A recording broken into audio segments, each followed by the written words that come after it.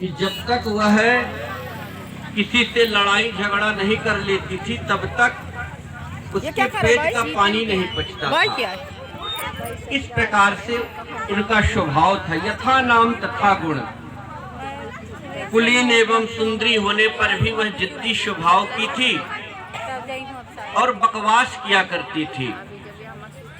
और पति देव तो बेचारे पूजा पाठ में जाते थे, कर्म कांड के प्रखंड विद्वान थे, धन संपत्ति की कोई कमी नहीं थी घर में। और जैसे ही पति देव पूजा पाठ में जाते थे बस 4-5 औरतों को जोड़ लेती थी और एक दूसरे की चुगली किया करती थी।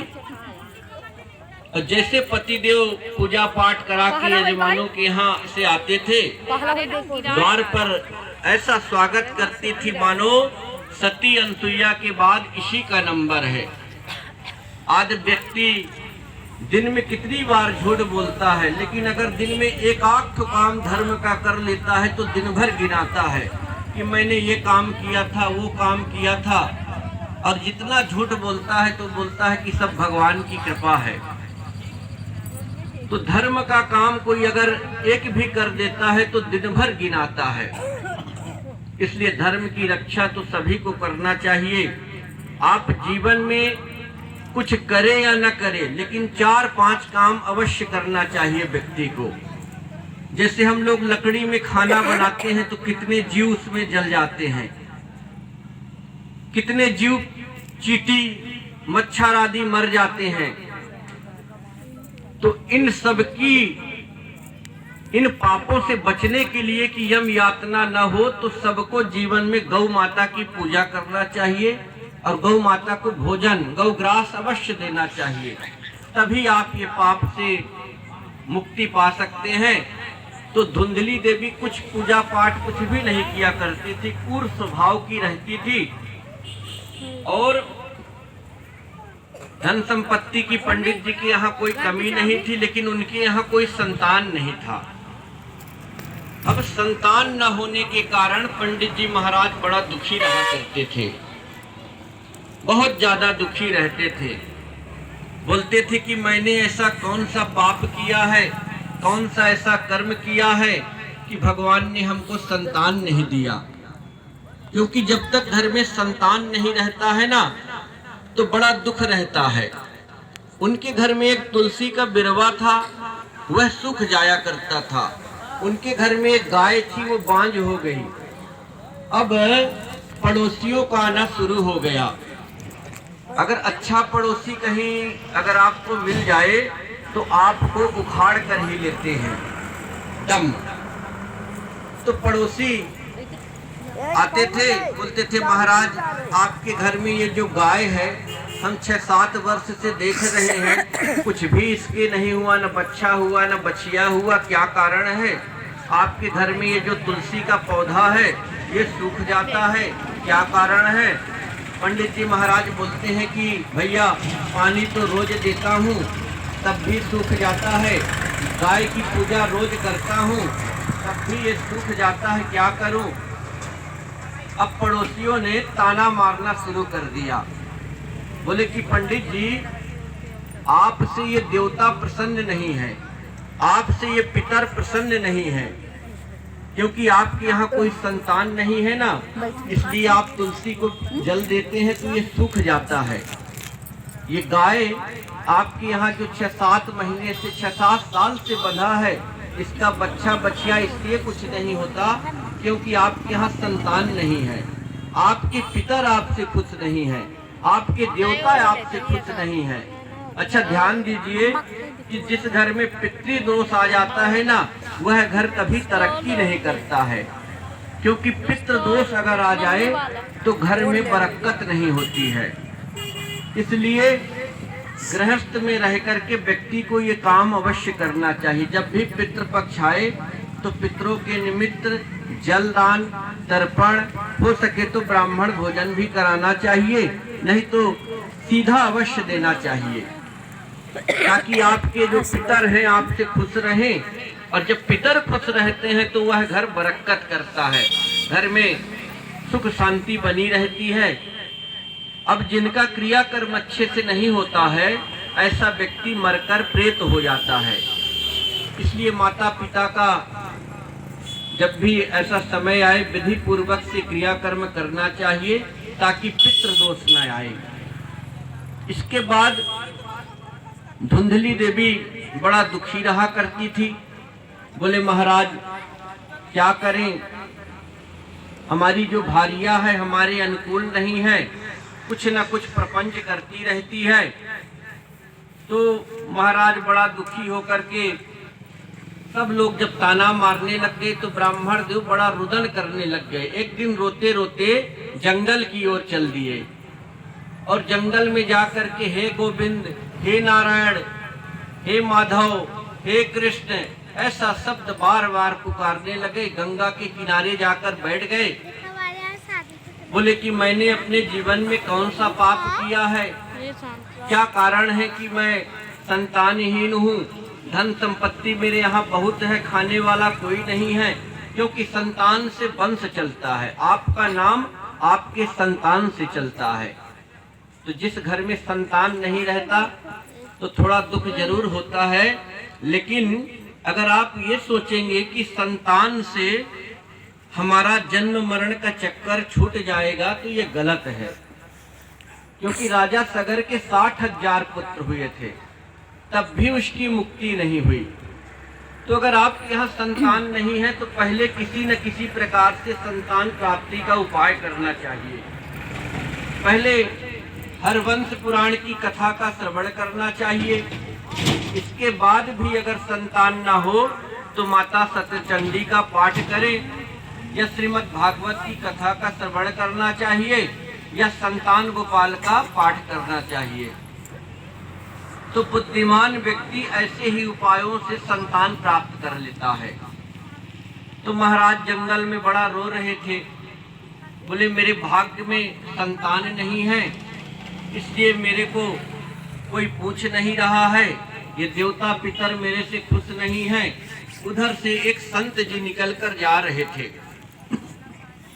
अब संत जी देखे कि ये ब्राह्मण देवता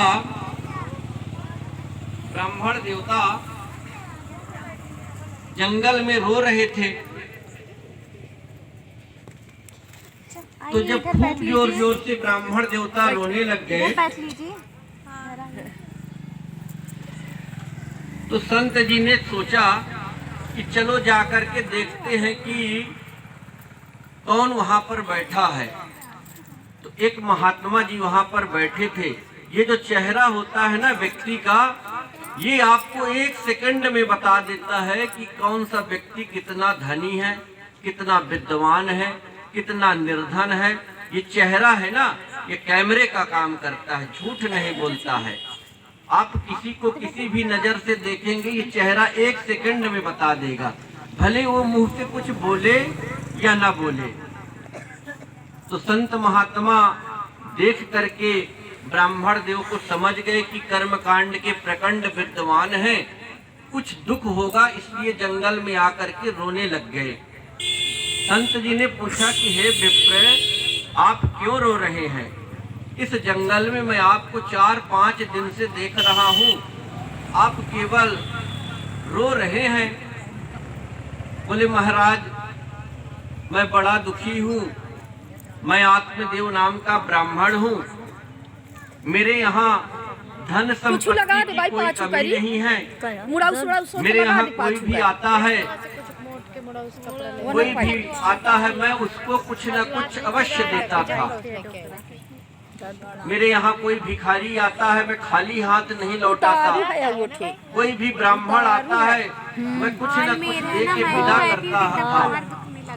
लेकिन हे प्रभु, मेरा जो कृत्य कर्म है देवलोक से निष्फल हो गया, क्योंकि मेरा पुत्र नहीं है। अब जिनका पुत्र नहीं रहता है तो वो उनको क्या करना चाहिए कि गोविंद को अपना पुत्र मान लेना चाहिए।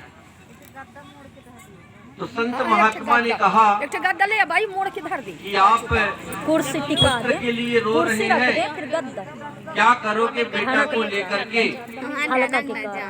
हम बेटा को इसलिए याचना करते हैं कि मृत्यु के बाद वो हमारी खोपड़ी में 50 लोटा घी भर देगा और हमारी खोपड़ी में डंडा मारेगा। लेकिन अगर आपका कर्म नहीं है, अच्छा है, तो कितना भी आपको चाहे 1 लोटा घी भर दे, आपकी खोपड़ी में आपकी मुक्ति नहीं होने वाली है। ये संसार के बेटे बेटों के चक्कर में न पड़िए महाराज। आप गोविंद को अपना पुत्र मान लीजिए तो आपका जन्म मरण सफल जाएगा। संत महात्मा बोले, महाराज पंडित जी महाराज बोल रहे थे कि महाराज आप प्रवचन सुनाने लग गए, ये महात्माओं के सामने थोड़ी मन की बात क्या कह दूं, ये वेदांत बखाना शुरू कर देते हैं। बोले महाराज मेरे को बेटा चाहिए, नहीं तो इसी जंगल में मैं आत्महत्या कर लूंगा और आपके ऊपर ब्रह्म हत्या का दोष लग जाएगा। साधु महात्मा बोले खामो खाम मैंने ब्राह्मण देवता से मोल ले लिया, अब मेरे ऊपर ब्रह्म हत्या का दोष लग जाएगा। बोले आप संत महात्मा हैं, आप भाग्य के लिखे को बदल सकते हैं, आप में इतनी शक्ति है। तो संत महात्मा बड़े विद्वान थे और आत्मदेव जी ब्राह्मण के मस्तक को देख करके बोले 7 जन्मों तक तुम्हारे यहाँ कोई संतान का योग नहीं है। 1 जन्म नहीं, 7 जन्म तक तुम्हारे यहाँ संतान का योग नहीं है। तो आत्मदेव जी महाराज बड़ा चिंतित हो गए। बोले महाराज मैं तो इस जन्म में पुत्र प्राप्ति का उपाय चाहता था, आप तो मेरे दुख को और बढ़ा दिए। बोले 7 जन्म तक तुम्हारे यहाँ संतान का योग नहीं है। बोले महाराज आप कुछ भी करिए, मेरे को पुत्र का वरदान दीजिए। संत महात्मा को दया आ गई, एक फल निकाल करके दिया। बोले अपनी पत्नी को खिला देना और 5 नियम बताए। वो नियम क्या है कि साल भर झूठ नहीं बोलना, कोई भी आपके द्वार पर आए उसका अतिथि सत्कार करना, व्रत उपवास रहना और ज्यादा से ज्यादा सात्विक विचार रखना, झूठ कपट मत बोलना। संत महात्मा आत्मदेव बड़ा प्रसन्न होकर के आए और बोले कि अरे सुनती हो भाग्यवान, आज मेरे को एक संत का दर्शन हुआ और साधु महात्मा ने मेरे को फल दिया है। बोले इसको अपनी पत्नी को खिला देना तो तुम्हारे यहाँ सुंदर बालक का जन्म होगा। पत्नी सोची कि पता नहीं कि पंडित जी महाराज कहाँ से क्या फल लेकर के आ गए हैं, कौन सा मंत्र पढ़ दिया है, कहाँ से ये ढोंगी पंडित महात्माओं के चक्कर में पड़ जाते हैं। और पता चला इसको खाने से कहीं मैं गर्भवती हो गई तो मेरा पूरा साम्राज्य नष्ट हो जाएगा। फल खाने से मैंने सुना है कि सुखदेव जी स्वामी माता के गर्भ में 12 वर्ष तक माँ के गर्भ में रह गए, तब मेरा क्या होगा। तो पहले सोचती थी कि मेरे यहाँ पुत्र हो जाए, लेकिन जब जीवन के 50 वर्ष से अधिक हो गई तो संतान की इच्छा की, और जब संतान प्राप्ति का उपाय भगवान की कृपा से मिल गया तो झंझट करने लग गई। बोली कहीं मैं गर्भवती हो गई और कहीं गांव में डाकू आ गए तो मैं भाग नहीं सकती, कहीं भूकंप आ गया तो मैं भाग नहीं सकती, मैं तो मर जाऊंगी। और 9 महीने मैं बालक को लेकर के इधर उधर घूम नहीं सकती, मेरा खाना पीना सब खत्म हो जाएगा। तो उसकी बहन वहां पर आई, बोली आप चिंता ना करिए, अगर आप गर्भवती हो जाएंगी तो हम अपनी तुम्हारी ननद को तुम्हारी सेवा के लिए बुला लेंगे। तो धुंधली देवी बोली कि आप मेरे नंदनानी को अगर बुलाएंगे तो 4 महीने में वो पूरा घर का माल साफ कर देगी, इतना छोटी है। तो यहाँ पर एक भागवतकार ने कथा का भाव बनाया है कि नंद आएगी तो सब ले जाएगी। तो मैं तो उनको बिल्कुल न बुलाऊंगी, क्योंकि घर का जो सामान है सब साफ कर देगी वो 4 महीना में। तो धुंधली देवी बड़ा कुतर्क करने लग गई, तो अपनी बहन को बुला लाई। बोली बहन तेरे यहाँ 4-5 बालक पहले से है और तेरा एक होने वाला है। तेरे यहाँ खाने की कमी है, मेरे यहाँ खाने वाला कोई नहीं है। मेरे यहाँ धन संपत्ति तो बहुत है लेकिन खाने वाला कोई नहीं है।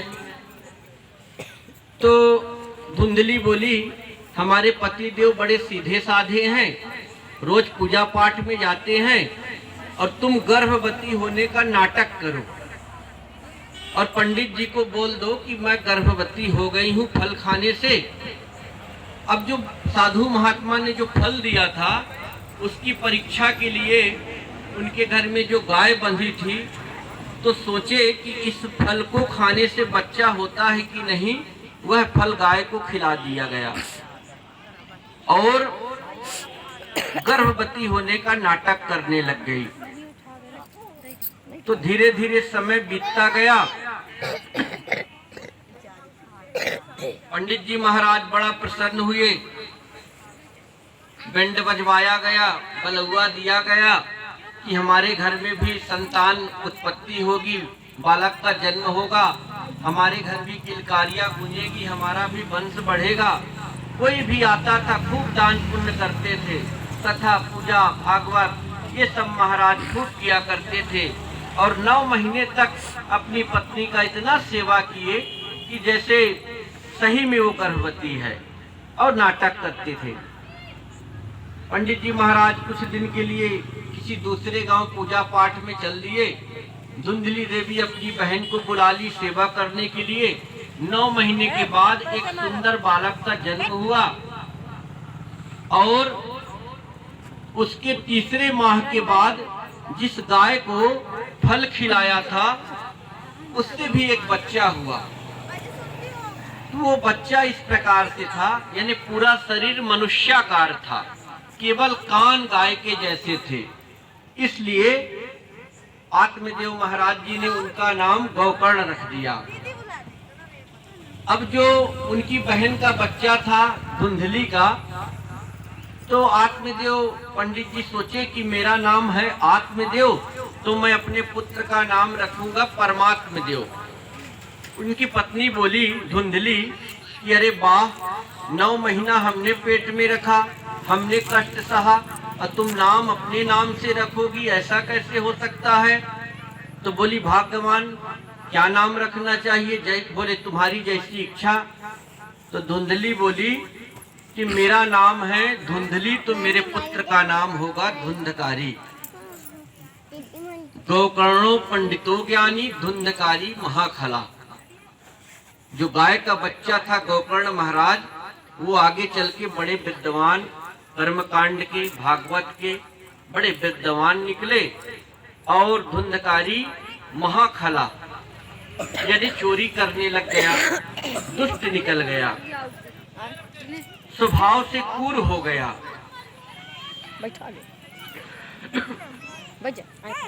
तो जिस घर में अगर एक इकलौता बालक हो ना, तो उस घर में बालक के बिगड़ने के लक्षण ज्यादा हो जाते हैं।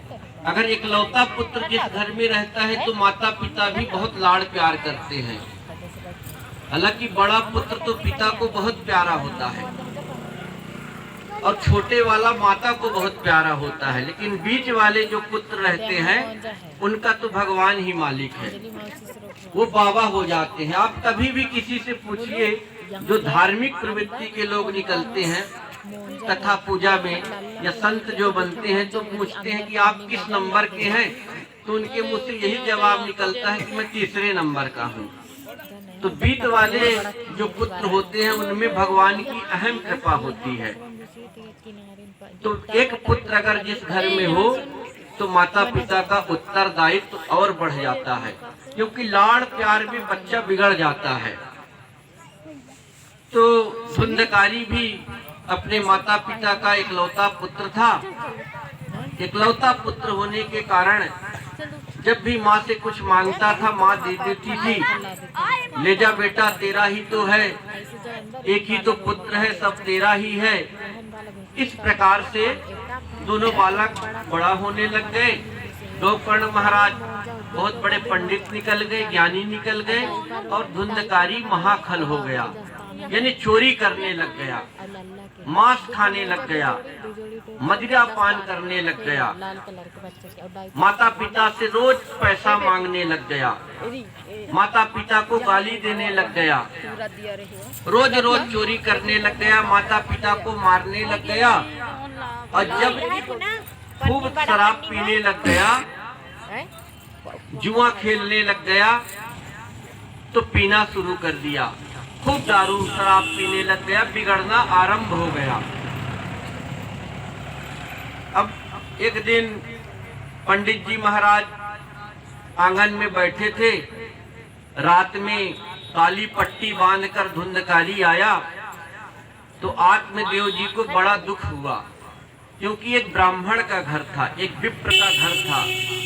बोले बेटा, तूने एक ब्राह्मण के घर को नरक का अड्डा बना दिया, तुमने एक विप्र के घर को नरक का अड्डा बना दिया, जहां दिन भर भगवान की पूजा होती है। आज जगह जगह मांस के टुकड़े पड़े हैं, जगह जगह शराब की बोतल पड़ी है। अब मैं इस घर में कैसे रहूं? बोले आप चुप रहिए, तुम्हारी बुद्धि सठिया गई है, हम जैसा करते हैं सब ठीक है। आजकल कौन नहीं खाता पीता? नमो ब्राह्मण देवाय गो ब्राह्मण हिताय चा। लेकिन आजकल सबसे ज्यादा ब्राह्मण ही पीने लग गए हैं। तो हालांकि सब में लागू नहीं होता, लेकिन ज्यादातर देखने में यही आता है। अगर एक मछली पूरे तालाब को गंदा कर देती है, तो आत्मदेव जी महाराज बोले कि एक ब्राह्मण के घर को आपने नरक का अड्डा बना दिया। जो ब्राह्मण शराब पीता है, मद पीता है, मांस खाता है, तिलक नहीं लगाता, शास्त्र कहता है ऐसे ब्राह्मण नमस्कार की योग्य नहीं है, उनसे पूजा पाठ कराना व्यर्थ है। इसलिए शुद्ध ब्राह्मण से पूजा पाठ कराना चाहिए। जो आप दान पुण्य करे वो फले आपको। कुपात्र को दिया गया दान 7 पीढ़ी को नष्ट कर देता है, इसलिए अपात्र को कभी दान नहीं करना चाहिए। दया करके आप भीख दे सकते हैं, लेकिन दान नहीं। आत्मदेव जी महाराज बोले तुमने एक ब्राह्मण के घर को पूरा मदिरालय बना दिया। बड़ा दुखी ब्राह्मण बैठे थे, उनके पुत्र गौकर्ण जी महाराज आए। बोले पिताजी, आप इतने दुखी क्यों हैं? बोले बेटा क्या करूं, मेरे मंदिर जैसे घर को नरक बना दिया है तुम्हारे भाई ने। बोले पिताजी, देहे अस्ति मांस रुधिरे। हे पिताजी, आप जो ये देह मांस हाड़ का जो पिंड है, आप उसको लिए बैठे हैं। अब आपकी आयु 60 वर्ष से ऊपर की हो गई है। अब आप मोह ममता छोड़ दीजिए और भगवान की भक्ति करिए। बोले बेटा, मन में इतनी विरक्ति हो गई है कि भगवान की पूजा पाठ में मन नहीं लगता। अब घर कैसे छोड़ दूं मैं? क्योंकि जिस घर को मैंने अपने पसीने से बनाया है, उसको मैं एकदम से कैसे छोड़ दूं? तो गौकर्ण महाराज जी ने सुंदर ज्ञान उपदेश दिया कि पिताजी, ये जो वैभव है, ये जो संसार है, ये सब एक दिन यही रहा जाएगा। आप इन मोह ममता में मत पड़िए और भगवान का भजन करिए। बेटे की बात को मान करके आत्मदेव जी जंगल चल दिए और भगवान के 10वें स्कंद का रोज पाठ करने लग गए और भगवान की कृपा से भगवत भक्ति को प्राप्त हो गए। अब धुंधकारी सोचा कि ठीक चले गए हैं, रोज मारते थे, ऐसा ना करो ऐसा ना करो। तो भाई चले गए तीर्थ यात्रा पर, पिताजी जंगल चले गए।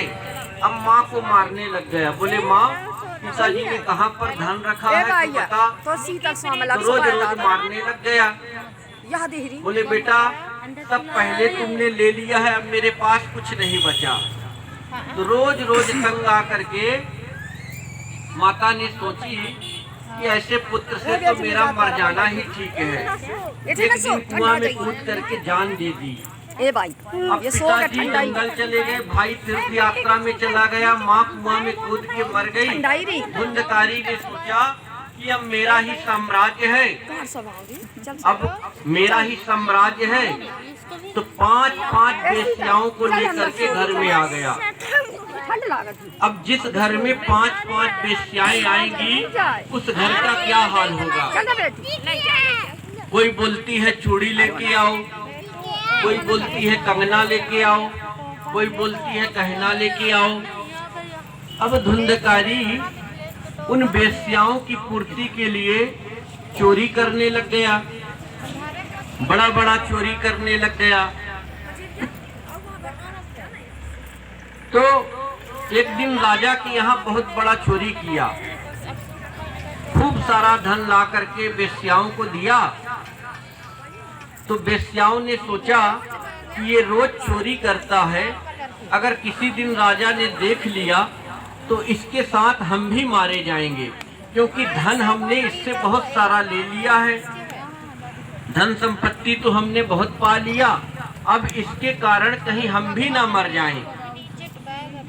तो धुंधकारी वेश्याओं ने सोचा कि अगर इसको मरना ही है तो हम क्यों ना इसको रस्सी से मार दें। तो एक दिन खूब मदिरा पान कराया गया धुंधकारी को, रात में खूब मदिरा पान मांस भक्षण कराया गया। जब खूब नशे में धुंधकारी हो गया तो 5 वेश्याओं ने मिलकर के उसके जिस चूल्हा में खाना बनाया गया था उसी लकड़ी को उसके मुंह में ठूंस दिए और रस्सी से उसका गला कस दिया और धुंधकारी की मृत्यु हो गई। जीवन तो उसका बीता बुरे काम में और मरने के बाद भयंकर प्रेत हो गया। कहते हैं कि जिस जीवात्मा का मृत्यु के बाद 13 दिन तक कोई क्रियाकर्म नहीं होता ना, वह जीवात्मा मरकर प्रेत हो जाता है। बाद में चाहे आप हजारों क्रियाकर्म करें, कोई मतलब का नहीं। तो धुंधकारी के तो अब कोई था नहीं और वेश्याओं ने वहीं पर गाड़ दिया उसको। निकल उसी रसोई में गड्ढा खोद करके वेश्याओं ने गाड़ दिया और चले गए।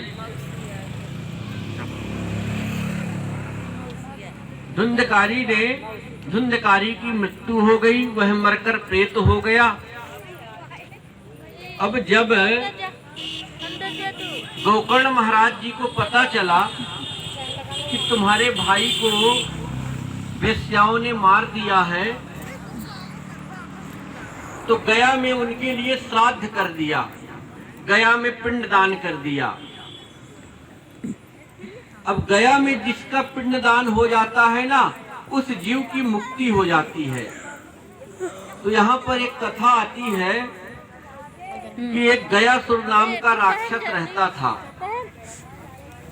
और गयासुर नाम का राक्षस गया जी में निवास करता था। ब्रह्मा जी का खूब तपस्या किया, कई हजार वर्षों तक तपस्या किया और तपस्या करते करते ब्रह्मा जी प्रसन्न हो गए।